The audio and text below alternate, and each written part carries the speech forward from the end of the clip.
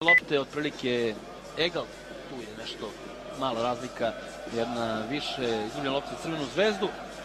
Mi ćemo sada pogledati najinteresantnije detalje sa ovog meča, a onda otići na kratak predah, pa slikom u studio i naravno ispratit ćemo dodelu pehara i medalja. Dakle, u finalu Kupa Srbije za vaterpoliste Partizan je pobedio rezultatom 12-7. Meč je prelomljen u trećem periodu.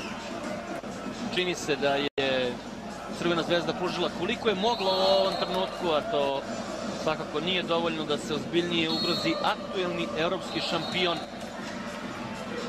Nadaju se iz redova Crvene zvezde da će igrati i finale u prvenstvu s Partizanom, koji će im naravno najveća prepreka ka tom putu biti Novosadska Vojvodina.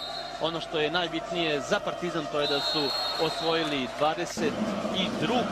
titulu u kupu i ono što je bilo jako lepo večeras ovde na Banjici videti, a to je veliki broj navijača i jednog i drugog kluba, ali i kažem eto povratak na bazen vaterpolista Crvene zvezde kao finalista kada je igra u pitanju i naravno navijači crveno-beli koji su došli da isprate ovaj meč, koji je između osnovnog obeležio Jugoslav Arsović sa dva prelepa gola sa velike udaljenosti.